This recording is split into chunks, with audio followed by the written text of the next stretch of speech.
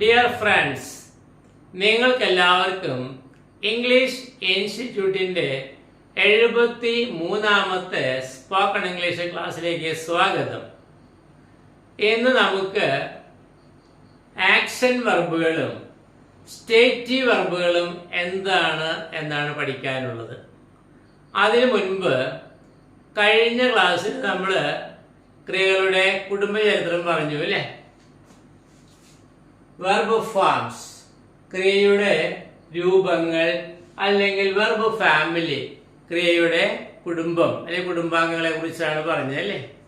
അത് പറഞ്ഞപ്പോൾ കുറേ ഹെഡിങ്ങുകളും അതുപോലെ തന്നെ നമ്പറുകളൊക്കെ പറഞ്ഞപ്പോൾ നിങ്ങൾക്ക് ആർക്കെങ്കിലും അതൊരു വലിയൊരു കൺഫ്യൂഷൻ ആയിട്ടുണ്ടാകും എന്ന് മാഷ് അന്ന് പറയണ്ടായി അല്ലേ? ഇനി നമുക്ക് അതൊന്നും കൂടി നന്നായി മനസ്സിലാക്കേണ്ടിയിരിക്കുന്നു. കാരണം ഈ ക്രിയയാണ് ഇംഗ്ലീഷ് ഭാഷയിലെ ഏറ്റവും പ്രധാനപ്പെട്ട ഒരു വ്യക്തിത്വം എന്ന് ഞാൻ പറഞ്ഞല്ലോ. ഈ ക്രിയ നന്നായിട്ട് മനസ്സിലാക്കി കഴിയുമ്പോഴാണ് ഇവിടുന്ന് അങ്ങോട്ടുള്ള എല്ലാ ക്ലാസ്സുകളും നമുക്ക് ആസ്വദിച്ച് പഠിക്കാൻ പറ്റുക. അതുകൊണ്ട് നിങ്ങളോട് നോക്കുക, നമ്മൾ കഴിഞ്ഞ ക്ലാസ്സിൽ പറഞ്ഞ കാര്യങ്ങൾ നിങ്ങൾക്ക് എല്ലാവർക്കും ഒന്നുകൂടി നന്നായി പെട്ടെന്ന് മനസ്സിലിരിക്കാനും മനസ്സിലാക്കാനും വേണ്ടി മാഷ് മറ്റൊരു തരത്തിൽ എഴുതിയിട്ടുണ്ട്. ഇങ്ങോട്ട് നോക്കുക. നമ്മുടെ വെർബിന്റെ കുടുംബത്തിലെ ആദ്യത്തെ ആളെ പേരെന്താ? Present tense of verb. നമ്മൾ 4 പേര് പറഞ്ഞിട്ടുണ്ടായിരുന്നു, മാഷയിൽ ഒരു പേര് എഴുതിയിട്ടുള്ളൂ കേട്ടോ. പിന്നെ രണ്ടാമത്തെ പേരെന്താ? Past tense of verb. മൂന്നാമത്തെ പാസ്റ്റ് പാർട്ടിസിപ്പിൾ ഓഫ് വെർബ്. നാലാമത്തെ സിംഗുലർ വെർബ്. അഞ്ചാമത്തെ പ്രസന്റ് പാർട്ടിസിപ്പിൾ ഓഫ് വെർബ്. ആറാമത്തെ എന്താണ്?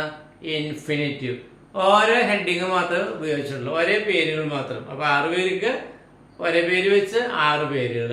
ഇനി നമ്മുടെ മെമ്മറിയിൽ നിൽക്കാൻ വേണ്ടി നമുക്ക് V1, V2, V3, V4, V5, V6 എന്നും എഴുതിയിട്ടുണ്ട്.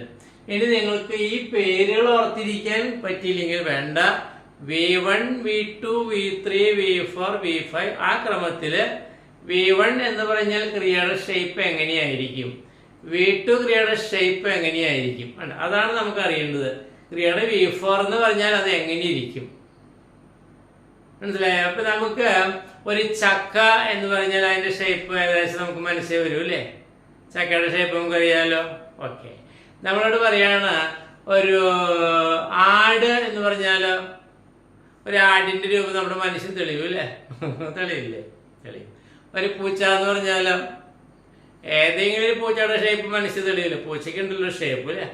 അതുപോലെ ക്രിയയുടെ V1 എന്ന് പറഞ്ഞാൽ ഉടനെ തന്നെ നമ്മുടെ മനസ്സിൽ ആ ക്രിയയുടെ പിക്ചർ തെളിയണം.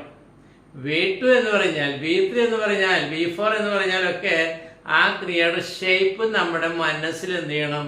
തെളിഞ്ഞു വരണം. മനസ്സിലായോ? അതുകൊണ്ട് നിങ്ങൾക്കത് ആയി കിട്ടാൻ വേണ്ടി മാഷ് വേറെ ട്രിക്കും കൂടി ഉപയോഗിക്കണം. നോക്കുക, ഇവിടെ മാഷ് കുറെ ക്രിയകൾ എഴുതിയിട്ടുണ്ട്. നോക്കുക, take, write, sleep, sing, drink, go, reach, watch, cry, fly, try. ഇതിന്റെ അർത്ഥം എന്താണ്? വേണ്ട, ഇതിനെല്ലാം 3 അർത്ഥമുണ്ട്. 3 അർത്ഥം. ടേക്കിന്റെ അർത്ഥം എന്താ? എടുക്കുക, എടുക്കുന്നു, എടുക്കാറുണ്ട്. അപ്പൊ റൈറ്റിന്റെയോ? റൈറ്റിന്റെ അർത്ഥം എന്തായിരിക്കും?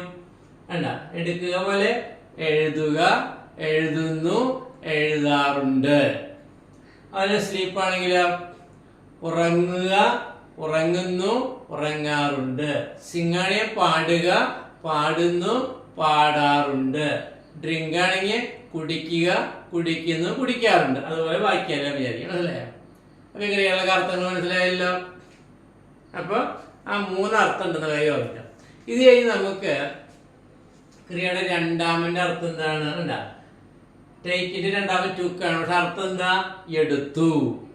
അങ്ങനെ റോട്ടിന്റെ അർത്ഥം എന്താവും? എഴുതി. സ്ലെപ്റ്റിന്റെ അർത്ഥം എന്തായിരിക്കും? ഉറങ്ങി. സാങ്ങിന്റെ അർത്ഥം പാടി.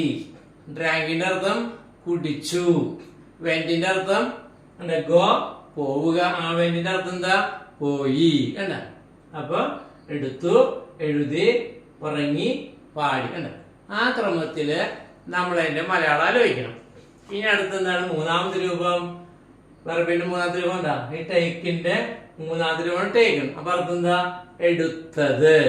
അപ്പൊ റിട്ടന്റെ എന്തായിരിക്കും വരിക? എഴുതിയത്. സ്വെറ്റിന്റെ ഉറങ്ങിയത്. സങ്ങിന്റെ പാടിയത്. ഡ്രങ്കിന്റെ കുടിച്ചത്. ഗോണിന്റെ പോയത്. റീച്ചഡിന്റെ എത്തിച്ചേർന്നത്. അതുപോലെ ബാക്കി. അപ്പൊ ഈ ഓരോ അർത്ഥങ്ങൾ എഴുതി വെച്ചിരിക്കുന്നത് വെച്ച് ബാക്കി എല്ലാത്തിന്റെ മലയാളം എന്താണ് നമ്മൾ പറയാൻ ശീലിക്കണം. പിന്നെ നമുക്കറിയാലോ ടേക്സ് എന്ന് പറഞ്ഞാൽ ഈ അർത്ഥം തന്നെ അല്ലേ? എടുക്കുക, എടുക്കുന്നു, എടുക്കാറുണ്ട്. അപ്പൊ റൈറ്റ്സ് പോവുക, പോകുന്നു, പോകാറുണ്ട്. സ്ലീപ്സ് ഉറങ്ങുക, ഉറങ്ങുന്നു, ഉറങ്ങാറുണ്ട്. അതുപോലെ അറിയാലോ. ഇനി നമുക്ക് ഈ അഞ്ചാമത്തെ രൂപം എന്താ?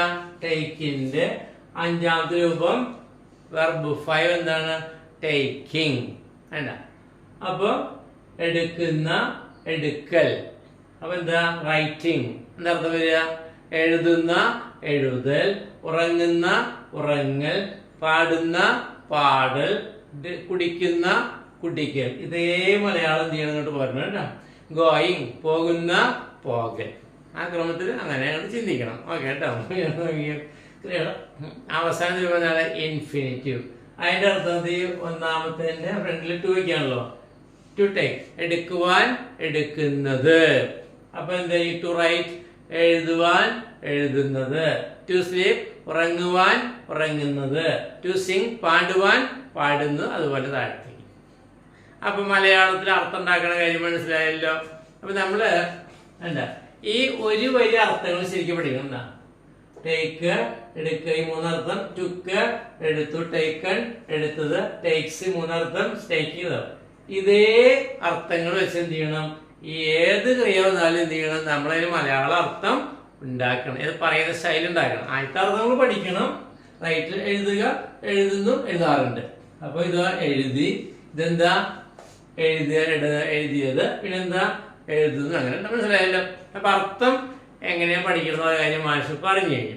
ഇനി നമുക്ക് മറ്റൊരു പ്രശ്നം എന്താണ്? ക്രിയയുടെ ഈ വ്യത്യാസം എങ്ങനെ മനസ്സിലാക്കും. അപ്പൊ നമുക്ക് ആ ട്രിക്ക് കൂടി ഇപ്പൊ ഒന്നുകൂടി പറഞ്ഞാൽ നമുക്ക് എന്താണ്? നമ്മുടെ ക്രിയയുടെ 1 അതെല്ലാം നമുക്ക് കുഞ്ഞുനാള് മുതൽ നമ്മൾ LKG മുതൽ കേട്ട് കിടക്കുന്നതെന്ന് ഞാൻ കഴിഞ്ഞ ക്ലാസ്സിൽ പറഞ്ഞില്ല. നോക്കിയേ. Take, write, sleep, sing, drink, go, reach. ഇങ്ങനെ ക്രിയകൾ അല്ലേ? ഈ ക്രിയയുടെ ഒന്നാമത്തെ ക്രിയകളെല്ലാം നമുക്കറിയാം. ഒന്നിന്റെ അറ്റത്ത് കണ്ട യെസ് എന്നുള്ള അക്ഷരം ചേർത്ത് 4 കിട്ടും. നോക്കിയേ. നമുക്ക് ശ്രദ്ധിക്കാം. ടേക്ക് കണ്ട എസ് ചേർത്തു, ടേക്സ്. റൈറ്റ് അപ്പൊ എന്താ? എസ് ചേർത്തു, റൈറ്റ്സ്. സ്ലീപ്പ് അപ്പൊ എന്താ? സ്ലീപ്സ്. സിങ് അപ്പൊ എന്താ? സിങ്സ്. ഡ്രിങ്ക് അപ്പൊ എന്താ? ഡ്രിങ്ക്സ്. എന്താ? ഒരു ക്രിയയുടെ ഫസ്റ്റ് V1ന്റെ കൂട്ടത്തില് യെസ് എന്നുള്ള അക്ഷരം ചേർത്താൽ എന്ത് നമുക്കുണ്ടാക്കാം? 4 നമുക്ക് ഇനി ഉണ്ടാക്കാൻ പറ്റും. അപ്പൊ എന്ത് മനസ്സിലായത്? ഒരു V1ന്റെ അറ്റത്ത് യെസ് എന്നുള്ള അക്ഷരം ചേർത്ത് നമുക്ക് തന്നെ V4 ഉണ്ടാക്കാം. എന്നാൽ എല്ലാ ക്രിയയും അങ്ങനെയല്ല. ചില ക്രിയകൾക്ക് വ്യത്യാസമുണ്ട്. ഈ വരച്ചതിന്റെ അടിയിൽ നോക്കിയേ. ഉണ്ടാ ഗോ. ഗോയുടെ 4ാമത് 2 അക്ഷരം ഉണ്ടാ. ES. ഇവിടെയൊക്കെ യെസ് മാത്രം. ഇവിടെയോ ES 2 അക്ഷരം. കാരണം നമുക്ക് റീച്ച് എത്തിച്ചേരുക. അപ്പൊ എന്താണ്? ES 2 അക്ഷരം ഉണ്ടാ. റീച്ചസ്. വാച്ച് നിരീക്ഷിക്കുക. അപ്പൊ എന്താണ്? വാച്ചസ്. അപ്പൊ ഇത് മനസ്സിലായി. 1ാം നമ്പറിന്റെ അറ്റത്ത് എസ് ചേർത്താലും 4ാം നമ്പർ ഉണ്ടാക്കാം. ചില ക്രിയകൾക്ക് എന്താണ്? ES എന്നുള്ള അക്ഷരം ചേർക്കേണ്ടി വരുന്നത് മനസ്സിലായി. ഇനിയാണ് നമുക്ക് വേറെ ചില ക്രിയകളെയും വരാണ്ടി നോക്കിയേ. 1ാം നമ്പർ എന്താണ്? ക്രൈ ആണ്. ഇതൊന്നും നമ്മൾ വൈലല്ല അവസാനിക്കുക. വൈകണ്ട. വൈൽ അവസാനിക്കുന്ന ക്രിയകളാണെങ്കിൽ ഈ വൈക്ക് പകരം എന്ത് ചെയ്യണം? കണ്ട IES എന്ന് ചേർക്കുക. ഇത് നമ്മള് സിംഗുലറിനെ പ്ലൂരൽ ഉണ്ടാക്കാൻ പഠിച്ചിട്ടില്ലേ? നൗണുകൾക്ക് പ്ലൂരൽ ഉണ്ടാക്കാൻ. സിംഗുലർ നൗണിന് പ്ലൂരൽ ഉണ്ടാക്കാൻ ഉണ്ടാക്കാൻ വൈ മാറ്റി IS വയ്ക്കുന്നുണ്ട്. അതെല്ലാം നൗണുകളിലാണ്, പേരുകളൊക്കെ. ഇത് ക്രിയകളാണ്. ക്രിയകളിലും ഇതേപോലത്തെ സംഭവമുണ്ട്. വൈൽ അവസാനിക്കുന്ന ക്രിയക്ക് വൈ മാറ്റിട്ട് IES. ക്രൈയുടെ വൈ മാറ്റിട്ട് എന്ത് ചെയ്യണം? 4ാം നമ്പർ ആക്കാൻ IES. ഫ്ലൈ പറക്കുക. അതിന്റെ വൈ മാറ്റിട്ട് വൈക്ക് വരെ എന്താണ്? IES. ട്രൈയുടെ വൈക്ക് പകരം IES. അപ്പോ ഒന്നാം നമ്പർ ക്രിയയുടെ അറ്റത്ത് y അക്ഷരമാണെങ്കിൽ അതിന് പകരം IES നേർത്താൽ IES എന്ന് ചേർത്ത് 4 ഉണ്ടാക്കാൻ പറ്റും. അപ്പൊ ഒരു ഐഡിയ പ്രത്യേകം കിട്ടിയില്ലേ? ക്രിയകളുടെ ഒന്ന് നമുക്ക് എല്ലാവർക്കും ചെറിയ കാലം മുതൽ ചെറിയ ക്ലാസ് മുതൽ അറിയുന്നതാണ്. ആ ഒന്നിന്റെ അറ്റത്ത് കുറെ ക്രിയകൾക്ക് S ചേർത്താൽ മതി, ചില ക്രിയകൾക്ക് ES ചേർത്താൽ മതി. വൈയിൽ അവസാനിക്കുന്ന ക്രിയയാണെങ്കിൽ y മാറ്റിയിട്ട് IES ചേർത്താൽ നമുക്ക് എന്തുണ്ടാക്കാം? 4 ഉണ്ടാക്കാം. അപ്പൊ നമുക്ക് ആ കാര്യമൊക്കെയല്ലോ. ഇനി ഒരു ക്രിയയുടെ ഒന്നിന്റെ അറ്റത്ത് ING ചേർത്താൽ എന്താണ്?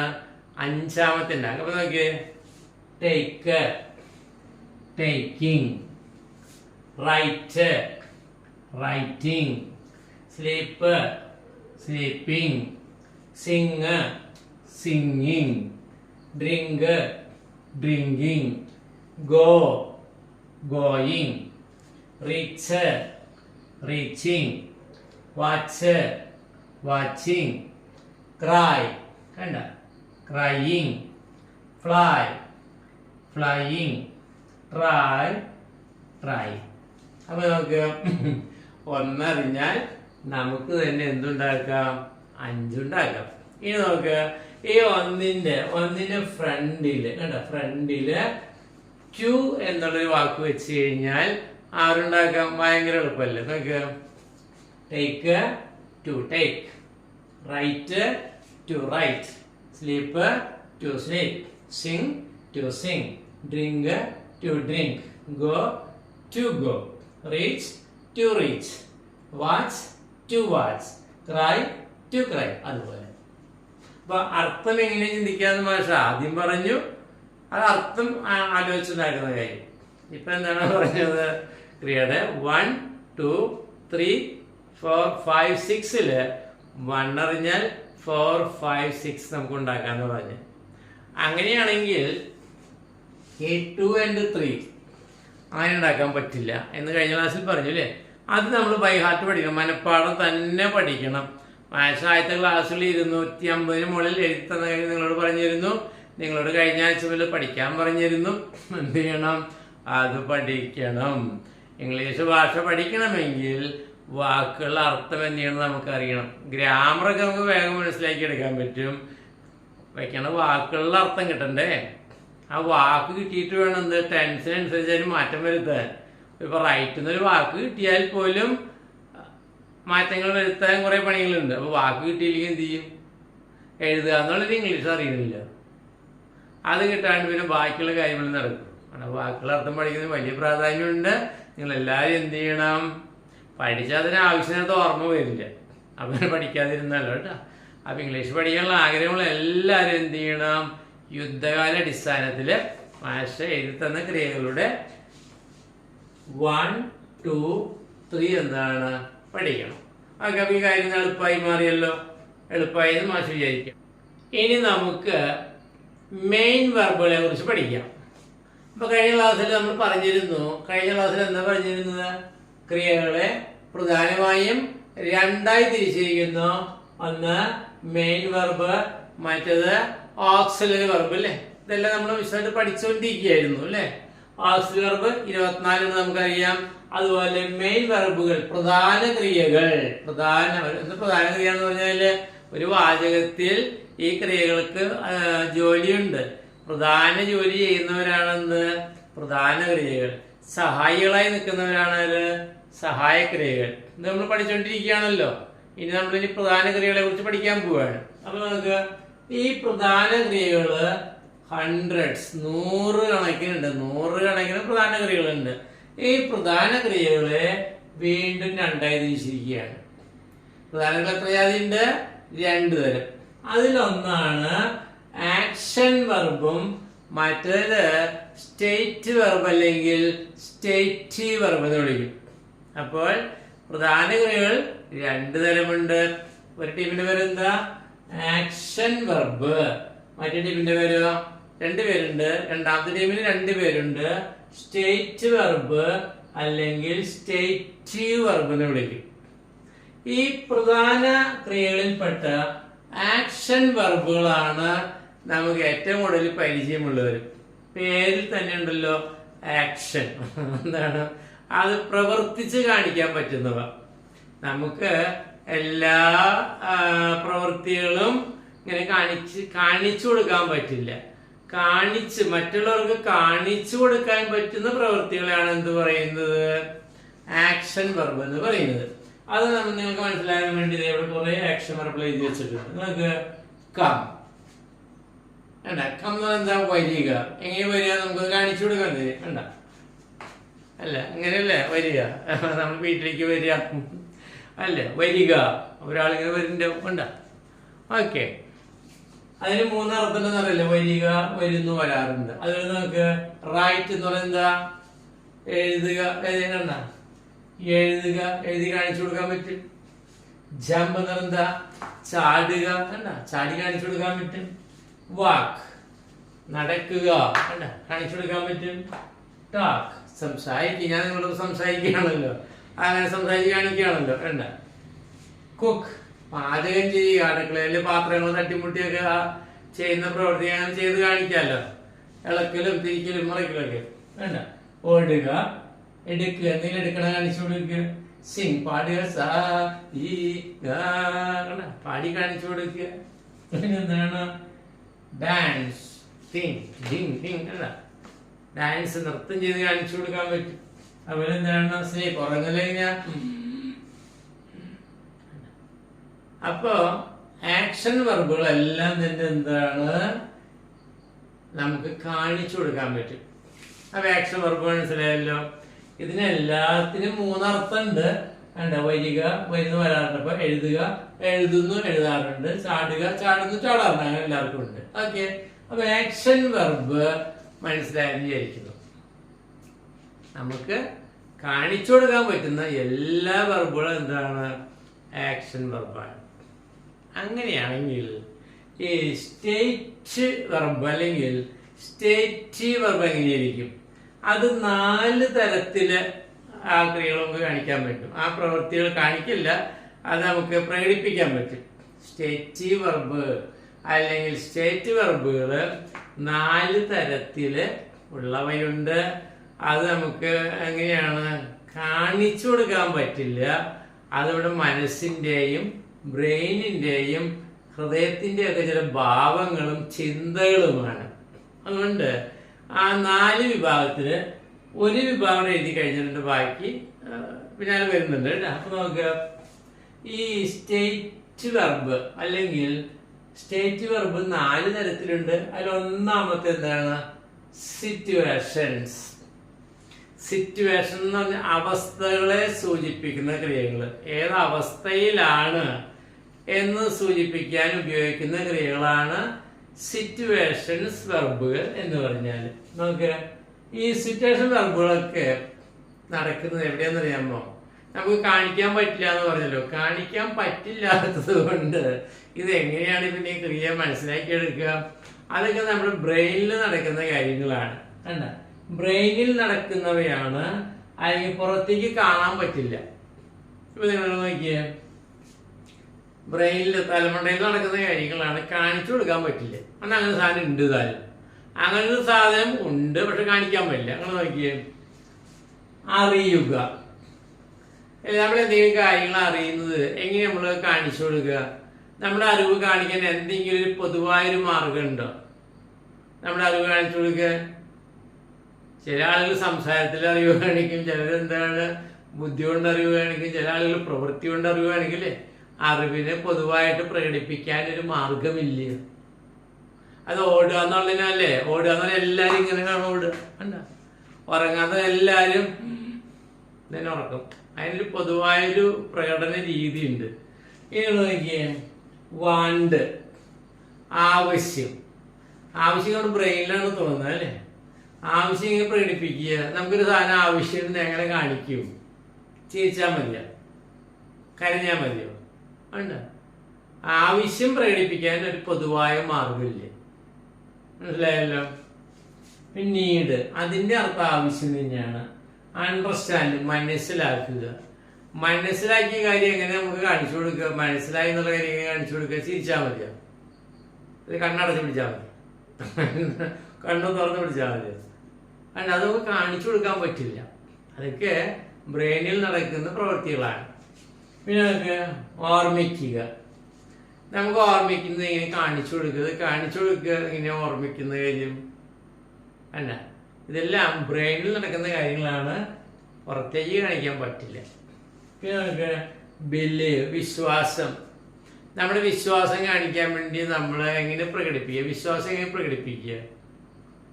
ഓടുന്നത് പോലെ നടക്കുന്നത് പോലെ കാണിക്കാൻ പറ്റില്ലല്ലോ. ഇല്ല അല്ല. അപ്പൊ ഇതെല്ലാം മനസ്സിൽ നടക്കുന്ന കാര്യങ്ങളാണ്.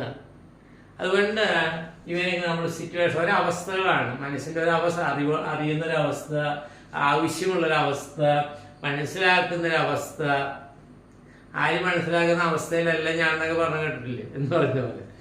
ഓക്കെ, അപ്പോൾ എന്താണ് സ്റ്റേറ്റ് വെർബിൽ കുറെ എണ്ണം പരിചയപ്പെട്ടല്ലോ. ഇനി ഈ സ്റ്റേറ്റ് വെർബിന് പ്രത്യേകതയുണ്ട്.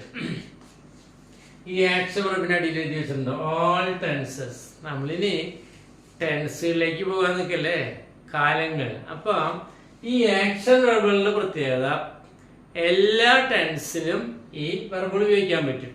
ഇപ്പൊ മാഷ് ടെൻസ് എടുക്കാത്തത് കൊണ്ട് ഇവ അതിൽ ഉപയോഗിക്കുന്നത് ഇപ്പൊ പറയുന്നില്ല. ഇവരെല്ലാവരും 12 ടെൻസിലും ഈ ക്രിയകൾ നമുക്ക് ഉപയോഗിക്കാൻ പറ്റും. എന്നാൽ ഈ സ്റ്റേറ്റ് വെർബിന് കുഴപ്പമുണ്ട്. എന്താണ് കുഴപ്പം? നമ്മൾ നന്നായിട്ട് മനസ്സിലാക്കിയിരിക്കുക. എന്താണ് സ്റ്റേറ്റ് വെർബുകളുടെ കുഴപ്പം? ഈ 12 ടെൻസുകളിൽ കണ്ടിന്യൂസ് ടെൻസുകളിൽ 6 ടെൻസുകളിൽ ഈ ക്രിയകൾ ഉപയോഗിക്കാൻ പറ്റില്ല. 12 ടെൻസുകളിൽ 6 ടെൻസുകളിൽ കണ്ടിന്യൂസ് ടെൻസ് എന്ന് പറയും. Present continuous, past continuous. നമ്മൾ പിന്നെ പഠിക്കും കേട്ടോ, പഠിക്കാൻ പോണ കാര്യങ്ങളാണ്. അതായത് കണ്ടിന്യൂസ് ടെൻസ് പറഞ്ഞാണ്ടല്ലോ, ഈ ക്രിയയുടെ ഈ ING രൂപമില്ല, നമ്മുടെ 5ാമത്തെ രൂപം V5 കണ്ട, V5 അല്ലേ കാണുന്നത് നോക്കിയേ. നോ അതിന്റെ ING knowing, wanting, needing, understand understanding, remembering, believing. ഇങ്ങനെ ഈ ING രൂപത്തിൽ ഉപയോഗിക്കുന്ന ടെൻസുകളിൽ ഒന്നും തന്നെ ഈ വാക്കുകൾ ഉപയോഗിക്കാൻ പാടില്ല. ചുരുക്കി പറഞ്ഞാൽ എന്താണ്? നോയിങ്, വാണ്ടിങ്, നീഡിങ് ഇങ്ങനെയുള്ള ING രൂപമുള്ള ക്രിയകൾ എന്താണ് നമ്മള് കണ്ടിന്യൂസ് ടെൻസുകളിൽ ഉപയോഗിക്കാൻ പാടില്ല. അപ്പൊ ഇതെല്ലാം ഈ ക്രിയകൾ ഇപ്പൊ റൈറ്റ് 12 ടെൻസിൽ ഉപയോഗിക്കാം, ജമ്പ് 12 ടെൻസിൽ ഉപയോഗിക്കാം. പക്ഷെ ഇവരൊക്കെ 6 ടെൻസിൽ ഉപയോഗിക്കാൻ പറ്റില്ല. ബാക്കി 6 ടെൻസില് ഇവര് ഉപയോഗിക്കാൻ പറ്റില്ല. മനസ്സിലായോ? അപ്പൊ ഈ ക്രിയകളുടെ ING രൂപം ഉണ്ടാ, ഈ ക്രിയകളുടെ ING രൂപങ്ങൾ ഉപയോഗിക്കാൻ പറ്റില്ല. ING രൂപങ്ങള് 6 ടെൻസിൽ വരും. അപ്പൊ 6 ടെൻസിൽ എന്താണ് ഇവര് ഉപയോഗിക്കാൻ പറ്റില്ല. എന്നാൽ അതാണ് ഗ്രാമാറ്റിക്കലി ഉള്ള നിയമം. അതായത് ഗ്രാമർ നിയമം അനുസരിച്ച് ഉപയോഗിക്കാൻ പാടില്ല. എന്നാൽ ഇംഗ്ലണ്ടിലൊക്കെ പോയി കഴിഞ്ഞാൽ അവിടുത്തെ ലോക്കൽസ് ഉണ്ടല്ലോ, നാറ്റീവ് സ്പീക്കേഴ്സ് വിളിക്കും. നാറ്റീവ് ആ നാട്ടിൽ നമ്മൾ മലയാളികൾ നമ്മൾക്ക് ഇഷ്ടമുള്ള പോലെ മലയാളമൊക്കെ പറയൂലേ. ഇപ്പൊ കേരളത്തിൽ പല തരത്തിൽ മലയാളം പറയണം. ഓരോ നാട്ടിലും ഓരോ നീട്ടലും കുറുക്കലും ഒക്കെ ഉണ്ടല്ലോ. തൃശ്ശൂർ ഭാഷ എവിടെ ചെന്നാലും ഞാൻ ഏത് ജില്ലയിൽ എന്തെങ്കിലും ആവശ്യം പോയാലും അപ്പൊ തൃശ്ശൂർകാരനത് കണ്ടുപിടിക്കും. അതുപോലെ നിങ്ങളുടെയൊക്കെ നാടുകളിലൊക്കെ നിങ്ങളുടെ ഭാഷയൊക്കെ വേറെ നാട്ടിൽ പോയാൽ ഇന്ന ജില്ലക്കാരനാണ് മനസ്സിലാക്കുന്ന ചില നീട്ടലും ചുരുക്കലൊക്കെ ഉണ്ടല്ലോ. അപ്പൊ അതുപോലെ ഇംഗ്ലണ്ടിലൊക്കെ ഉള്ള ഇംഗ്ലീഷ് സംസാരിക്കുന്ന നാറ്റീവ് സ്പീക്കേഴ്സ്, ആ നാട്ടുകാര് ഇംഗ്ലീഷ് സംസാരിക്കുമ്പോ എന്താണ് ഇതൊക്കെ ING വെച്ച് ഉപയോഗിക്കും അല്ല. അപ്പൊ അത് ഒരു തെറ്റല്ല. അപ്പൊ സംസാരിക്കുന്ന സമയത്ത് ഇതിലൊക്കെ ആരെങ്കിലും ING ചേർത്ത് സംസാരിച്ചാൽ അവരെ കുറ്റം പറയേണ്ട ആവശ്യമില്ല. ഗ്രാമറിന്റെ അടിസ്ഥാനത്തില് ഗ്രാമർ നിയമങ്ങൾ അനുസരിച്ച് എന്താണ് ഇങ്ങനെ ING ഉപയോഗിക്കാൻ പാടില്ല. അപ്പൊ ING ആരെങ്കിലും ഉപയോഗിച്ചാൽ അവരെ കുറ്റം പറയേണ്ടപ്പോ സീയിങ് അല്ല, സി നമ്മൾ പിന്നാലെ പഠിക്കും. ആ സീയിങ് ഉപയോഗിക്കാൻ പാടില്ല. പക്ഷെ സീയിങ് ഉപയോഗിക്കാം. ആ നാടൻ രീതിയിൽ ഇംഗ്ലീഷ് പറയുന്നവര് അത് ഉപയോഗിക്കുമ്പോൾ അതിൽ തെറ്റില്ല. അതിനാണ് ഇംഗ്ലീഷുകാർ പറഞ്ഞേക്കണം. അപ്പൊ നമുക്ക് എന്ത് ചെയ്യാൻ പറ്റും? ഇനി നമുക്ക് അടുത്ത സ്റ്റേറ്റ് വെർബുകളെ കുറിച്ച് നോക്കാം. ഇമോഷൻ കാണിക്കാൻ വേണ്ടി നമ്മൾ പറയുന്ന ക്രിയകൾ നോക്കുക. ഭാവം പ്രകടിപ്പിക്കാൻ, അല്ലെങ്കിൽ വികാരം പ്രകടിപ്പിക്കാൻ, അല്ലെങ്കിൽ മനസ്സിൽ നടക്കുന്ന ഭാവപ്രകടനങ്ങൾ, മനസ്സിന്റെ വ്യാപാരങ്ങൾ എന്നല്ല, മാനസിക അവസ്ഥകൾ സൂചിപ്പിക്കാൻ. നമുക്ക് ലവ് സ്നേഹിക്കുക, ഹെയ്റ്റ് വെറുക്കുക. ലവ് ഒക്കെ നമ്മുടെ മനസ്സിലല്ലേ തോന്നുക വേണ്ട. അപ്പൊ ലവ് പ്രകടിപ്പിക്കാൻ വേണ്ടി പ്രത്യേക എന്തെങ്കിലും മാർഗം ഉണ്ടാ? ലവ് ഒരു ആക്ഷൻ വെർബല്ല, സ്റ്റേറ്റീവ് വെർബാണ്. ലവ് എങ്ങനെ പ്രകടിപ്പിച്ച് കാണിക്കുക? ഒരാൾ ലവ് പ്രകടിപ്പിച്ചത് എങ്ങനെയാണ്? കെട്ടിപ്പിടിച്ചിട്ട്. വേറെ ആൾ ലവ് പ്രകടിപ്പിച്ചത് ഉമ്മ വെച്ചിട്ട്. വേറെ ആൾ ലവ് പ്രകടിപ്പിച്ചത് ഐസ്ക്രീം മേടിച്ചു കൊടുത്തിട്ട്. വേറെ ആൾ ലവ് പ്രകടിപ്പിച്ചത് വീട്ടിലെ ജോലികളെല്ലാം ചെയ്ത് സഹായിച്ചിട്ട്. ലവിന് എന്തെങ്കിലും പൊതുവായൊരു പ്രകടന രീതി ഉണ്ടോ? ഇല്ല, കണ്ട. അതുകൊണ്ടാണ് ആ പറയണ്ട. പിന്നെ നോക്കുക, അപ്പൊ ഇഷ്ടം ലൈക്ക്, ഹെയ്റ്റ് വെറുക്കുക, ഡിസ്ലൈക്ക് ഇഷ്ടപ്പെടാതിരിക്കുക, പ്രിഫർ കൂടുതൽ ഇഷ്ടപ്പെടുക, മൈൻഡ് ശ്രദ്ധിക്കുക, ഡിസയർ അഭിലഷിക്കുക, വിഷ് ആശംസിക്കുക, ഹോപ്പ് ആശിക്കുക. ഇതൊക്കെ മനസ്സിൽ നടക്കുന്ന കാര്യങ്ങൾ. ആശ തോന്നുന്നതും അഭിലഷിക്കുന്നതൊക്കെ എന്താണ്? മനസ്സിൽ നമുക്ക് എന്താണ് തോന്നുകയും നമ്മൾ വായ കൊണ്ട് പറയുകയും ചെയ്യുന്നു. പക്ഷെ കാണിക്കാൻ ഒരു പൊതുവായ മാർഗമില്ലാത്തവയാണ്. ഓക്കെ, അപ്പൊ ഇത് കഴിഞ്ഞു. ഇനി അടുത്തത് സ്റ്റേറ്റീവ് വെർബുകളുടെ 3ഉം 4ഉം ഇവിടെ എഴുതിയിട്ടുണ്ട്. കൂടാതെ കുറച്ച് മറ്റു വിഭാഗത്തിൽപ്പെട്ട ക്രിയകളുണ്ട്. അങ്ങനെ 5ാമത്തെ ഒരു നമ്പർ കൂടി എഴുതി വെച്ചിട്ടുണ്ട്. നമുക്ക് ഇതെന്താണ്? പൊസഷൻ അല്ലേ? അതായത് ഉടമസ്ഥയെ സൂചിപ്പിക്കുന്ന ചില ക്രിയകളുണ്ട്. നമ്മൾ എന്തിൻ്റെങ്കിലും ഉടമസ്ഥരാണെന്ന് സൂചിപ്പിക്കാനുള്ള ക്രിയകളാണ്. അത് നമുക്ക് എന്താണ്? ആക്ഷനികളെ കാണിക്കാൻ പറ്റില്ല. അതൊക്കെ ചില അവസ്ഥകളാണ്. നമുക്ക് ഹാവ് ഉണ്ട്. നമുക്ക് എന്തെങ്കിലും ഉണ്ടെന്ന് പറയില്ലേ? ഐ ഹാവ് എ കാർ, എനിക്കൊരു കാർ ഉണ്ട്. കണ്ട, ആ നമുക്കുണ്ട് എന്നുള്ള അവസ്ഥ കാണിപ്പിക്കാനുള്ള വാക്കാണ്. അതുപോലെ ഓൺ, ഉടമസ്ഥത. നമ്മൾ എന്തിനെങ്കിലും ഓണറില്ല, ഓണർ, ഓൺ, നമുക്ക് ഉടമസ്ഥതയിലുള്ളതാണ്. നമ്മൾ എന്തിനെങ്കിലും ഉടമസ്ഥതയിലുള്ളതാണെന്ന് കാണിക്കാൻ ഉള്ള ക്രിയയാണ് ഓൺ. അത് പിന്നെ ആക്ഷനിലൂടെ കാണിക്കാൻ പറ്റില്ല. പിന്നെ ബിലോങ്, എന്തെങ്കിലും സ്വന്തമായിരിക്കുക. നമ്മൾ എന്തെങ്കിലും സ്വന്തക്കാരാണ്, സ്വന്തമായിട്ട് നമുക്കത് ഉണ്ടെന്ന് കാണിക്കാനുള്ള വാക്കാണെന്ത്? On, belong. ഈ 3 വാക്കുകൾ എന്താണ്? ഈ സ്റ്റേറ്റീവ് വെർബിൽപ്പെട്ടവയാണ്. ഉടമസ്ഥയെ സൂചിപ്പിക്കുന്നവ. ഇവയും ING രൂപത്തിൽ ഉപയോഗിക്കാൻ പാടില്ല. പിന്നെ നമുക്ക് നമ്മുടെ മനസ്സിന്റെ അവസ്ഥകൾ, മെന്റൽ സ്റ്റേറ്റ്സ് കാണിക്കാനുള്ള ചില ഡൗട്ട്, നമുക്ക് സംശയമൊക്കെ മനസ്സിലല്ലോ. സംശയം, തിങ്ക്, ചിന്ത, വിചാരങ്ങളൊക്കെ മനസ്സിലാണ് വരിക അല്ലെ? സപ്പോസ്, ആലോചന, സപ്പോസ് ചെയ്ത് നമ്മൾ മനസ്സിൽ കാണില്ലേ? പിന്നെന്താണ്? റെക്കഗ്നൈസ്, തിരിച്ചറിയല്. അതുപോലെ തന്നെ ഫർഗെറ്റ്, മറക്കല്. പ്രോമിസ്, വാഗ്ദാനം ചെയ്യൽ. ഇതൊക്കെ അവസ്ഥകളോ അല്ലെങ്കിൽ എന്താണ് മനസ്സിന്റെ ചില മൂഡുകളാണ് അർത്ഥം. ഇതൊന്നും നമുക്ക് എന്താണ് പൊതുവായിട്ട് കാണിക്കാനുള്ള മാർഗങ്ങളില്ല. ഇതെല്ലാം എന്താണ്? പ്രകടിപ്പിക്കലുകളാണ്, എന്താണ്? തോന്നിപ്പിക്കലുകളാണ്. അല്ലാണ്ട് പ്രവൃത്തികളല്ല, പ്രവർത്തിച്ച് കാണിക്കാൻ പറ്റുന്നതല്ല എന്നർത്ഥം. അപ്പൊ ഇതും എന്താണ്? ING ഉപയോഗിക്കാൻ പറ്റില്ല. പിന്നെന്താണ്? വേറെ കുറച്ച് മറ്റു പലത്. അതേഴ്സ്, കോസ്റ്റ്, ചിലവ്, മെഷർ, അളവെടുക്കല്, സെയിം, കാണപ്പെടുക. ഈ വാക്കുകളൊക്കെ എന്താണ്? നമുക്ക് എന്തെങ്കിലും സാധനം അങ്ങനെ കാണപ്പെടുന്നു, ഇങ്ങനെ കാണപ്പെടുന്നു എന്ന് പറഞ്ഞാൽ അതൊക്കെ എന്താണ്? നമുക്ക് കാണിച്ചു കൊടുക്കാൻ പറ്റില്ല. അതൊക്കെ തോന്നലുകളും മനസ്സിൽ വരുന്ന കാര്യങ്ങളൊക്കെയാണ് അല്ലേ? അപ്പൊ ഈ വാക്കുകളെല്ലാം തന്നെ എന്താണ്? പ്രവർത്തിച്ച് കാണിക്കാൻ പറ്റാത്തവയായതുകൊണ്ട് ഇവയെ സ്റ്റേറ്റ് അല്ലെങ്കിൽ സ്റ്റേറ്റീവ് വെർബ് എന്ന് വിളിക്കുന്നു. ഇവ വാചകത്തിൽ ഇവയുടെ ING രൂപത്തിലുള്ള ക്രിയകൾ ഉപയോഗിക്കാൻ പാടില്ല എന്നുള്ള കാര്യം പ്രത്യേകം ഓർക്കുക കേട്ടോ. ഇനി മറ്റൊരു പ്രധാനപ്പെട്ട കാര്യം പറഞ്ഞുകൊണ്ട് ഈ ക്ലാസ് അവസാനിപ്പിക്കാം. ഇപ്പൊ നമ്മള് മെയിൻ വെർബുകള് കുറെ ആക്ഷൻ വെർബാന്ന് പറഞ്ഞു, കുറെ സ്റ്റേറ്റീവ് വെർബാന്ന് പറഞ്ഞു അല്ലേ? എന്നാൽ മറ്റൊരു വിഭാഗം കൂടിയുണ്ട്, മിക്സഡ് വെർബ് എന്ന് വിളിക്കും. എന്താണ് പേര്? Mixed verb. Mixed verbs. Mixed എന്ന് പറഞ്ഞാല് ഈ ആക്ഷൻ വെർബിന്റെ സ്വഭാവവും അതുപോലെ തന്നെ സ്റ്റേറ്റീവ് വെർബിന്റെ സ്വഭാവമുള്ള ചില ക്രിയകള്. അപ്പൊ മിക്സഡ് വെർബുകളുടെ പ്രത്യേകത എന്താ? അവ ആക്ഷൻ വെർബായിട്ട് ചില സന്ദർഭങ്ങളിൽ ഉപയോഗിക്കും, അവ സ്റ്റേറ്റീവ് വെർബായിട്ട് മറ്റു ചില സന്ദർഭങ്ങളിൽ ഉപയോഗിക്കും. അപ്പൊ ചില ക്രിയകൾ ആക്ഷൻ വെർബിന്റെ ജോലിയും ചെയ്യും, സ്റ്റേറ്റീവ് വെർബിന്റെ ജോലിയും ചെയ്യും.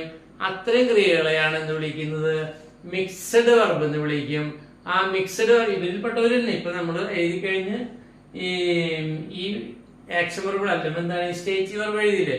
സ്റ്റേറ്റീവ് വെർബിൽ എഴുതിയ ചില ആളുകളുടെ സ്വഭാവമാണ്. ഇവരിൽ ചിലരെന്താണ് ആക്ഷൻ വെർബിന്റെ ജോലിയും ചെയ്യും, സ്റ്റേറ്റീവ് വെർബിന്റെ ജോലിയും. ഇങ്ങനെ രണ്ട് തരത്തിൽ പെരുമാറുന്ന ഇതിൽപ്പെട്ട കുറച്ച് ക്രിയകളുണ്ട്. ഇവരിൽപ്പെട്ട കുറച്ച് ക്രിയകളുണ്ട്. അവരെയാണ് എന്ത് വിളിക്കുന്നത്? മിക്സഡ് വെർബ് എന്ന് വിളിക്കുന്നത്. അപ്പൊ നമുക്ക് എന്താണ് ആ മിക്സഡ് വെർബ് കുറച്ച് ക്രിയകൾ പരിചയപ്പെടുത്താം. അപ്പോൾ മിക്സഡ് വെർബ് ഏതൊക്കെയാണെന്ന് നമുക്ക് നോക്കാം.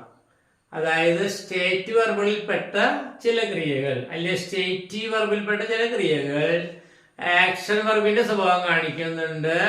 അവരെന്താണ് സ്റ്റേറ്റീവ് വെർബിന്റെ സ്വഭാവം കാണിക്കുന്നുണ്ട്. ഈ രണ്ട് സ്വഭാവം കാണിക്കുന്ന സ്റ്റേറ്റീവ് വെർബുകൾ ഏതൊക്കെയാ? ഹാവ്. അപ്പൊ നമുക്ക് സ്റ്റേറ്റീവ് വെർബുകൾ തന്നെ രണ്ട് സ്വഭാവം കാണിക്കുന്നതുകൊണ്ട് ഇവരെ മിക്സഡ് വെർബ് എന്നൊരു പേര് വിളിക്കുന്നുണ്ട്. മിക്സഡ് സ്വഭാവം കാണിക്കുക. മിക്സഡ് സ്കൂൾ എന്നൊക്കെ പറഞ്ഞാൽ ആൺകുട്ടികളും പെൺകുട്ടികളും എന്ന് പറഞ്ഞ പോലെ മിക്സഡ് വെർബ് എന്ന് പറഞ്ഞാല് ഒരേ സമയം തന്നെ സ്റ്റേറ്റീവ് വെർബിന്റെ സ്വഭാവവും ആക്ഷൻ വെർബിന്റെ സ്വഭാവം കാണിക്കുക. ഈ കാണിക്കുന്നവരൊക്കെ സ്റ്റേറ്റീവുകാരാണ്. ഇവരെ തന്നെയാണ് ആ സ്വഭാവം കാണിക്കുന്നത്. ആക്ഷൻ വെർബുകാരല്ല ഈ രണ്ട് സ്വഭാവം കാണിക്കുന്നത്. ആക്ഷൻ വെർബുകാർ ആക്ഷൻ മാത്രം. സ്റ്റേറ്റീവ് വെർബിൽപ്പെട്ടവരാണ് ചില സന്ദർഭങ്ങളിൽ സ്റ്റേറ്റീവ് വെർബിന്റെ സ്വഭാവം കൂടാണ്ട് ആക്ഷൻ വെർബിന്റെ സ്വഭാവം കൂടി കാണിക്കുന്നുണ്ട്. ആരൊക്കെയാണത്? ഹാവ് ഉണ്ട് എന്നുള്ള വാക്ക്, അത് തിങ്ക് വിചാരിക്കുക, അല്ലെങ്കിൽ ഫീൽ തോന്നുക, ലുക്ക് നോക്കുക, ബി ആവുക, വെയ് ഭാരം നോക്കുക അല്ലെങ്കിൽ തൂക്കം നോക്കുക. ഭാരം അല്ലെങ്കിൽ എന്താണ് തൂക്കം നോക്കുക അല്ല ആ വാക്ക്. അതുപോലെ എന്താണ് സൗണ്ട് ശബ്ദിക്കുക, സീ കാണുക, ടേസ്റ്റ് രുചിക്കുക. അപ്പൊ ഈ ക്രിയകള് പ്രത്യേകം അറിയാമോ? ഇത് മിക്സഡ് വിഭാഗത്തിൽപ്പെടുന്നു. ഇത് ആക്ഷൻ വെർബായിട്ട് ഉപയോഗിക്കുകയാണെങ്കിൽ ഇതിലേക്ക് ing ചേർക്കാൻ പറ്റും. Having, thinking, feeling, looking, being, weighing, sounding, seeing, tasting. അങ്ങനെ ing ഉപയോഗിക്കാം. എപ്പോൾ ഈ ക്രിയകള് ആക്ഷൻ വെർബായിട്ട് ഉപയോഗിക്കുമ്പോൾ ഇതിലെല്ലാം ing ചേർത്ത് ഉപയോഗിക്കാം. അതേസമയം ഈ ക്രിയകള് എന്താണ് സ്റ്റേറ്റീവ് വെർബായിട്ട് ഉപയോഗിക്കുമ്പോൾ ഈ ഷേപ്പിൽ തന്നെ ഉപയോഗിക്കുന്നു. ing ഇല്ലാതെ ഈ ഷേപ്പിൽ തന്നെ ഉപയോഗിക്കാൻ പറ്റും. ഓക്കെ. ഇനി ഇത്തരം ക്രിയകൾ ഉപയോഗിച്ചുള്ള ഒറ്റ വാചകങ്ങളും മാറ്റം പറഞ്ഞില്ല. ഇപ്പൊ നമ്മൾ മെയിൻ വെർബ് പറഞ്ഞു, സ്റ്റേറ്റീവ് വെർബ് പറഞ്ഞു. ഈ വെർബുകൾ ഉപയോഗിച്ചുള്ള വാചകങ്ങളെല്ലാം എപ്പോഴാണ് എഴുതുക, എന്നാണ് എഴുതുക? ഇവിടെ അങ്ങനെ വാചകം എഴുതിയില്ലല്ലോ അല്ലെ? ടെൻസില് ഇവരെല്ലാരും എന്ത് ചെയ്യും? വരും എന്നർത്ഥം. മനസ്സിലായ? ഈ പറഞ്ഞ ക്രിയകളെല്ലാം എവിടെ പ്രത്യക്ഷപ്പെടും? ടെൻസിൽ പ്രത്യക്ഷപ്പെടും. അങ്ങനെ പ്രത്യക്ഷപ്പെടുമ്പോൾ തുടർച്ചയായ ടെൻസുകളിൽ, കണ്ടിന്യൂസ് ടെൻസുകളിൽ ഈ വക ക്രിയകളൊന്നും ing ഉപയോഗിക്കാൻ പാടില്ല. അതേസമയം ഈ ക്രിയകളൊക്കെ ആക്ഷൻ വെർബിലെ ജോലിയാണ് ചെയ്യണമെങ്കിൽ ing ഉപയോഗിക്കാൻ പറ്റും. അപ്പൊ എല്ലാ ക്രിയകളുടെ ഉപയോഗത്തിന്റെ രീതികളൊക്കെ നമുക്ക് ടെൻസിൽ പഠിക്കാം.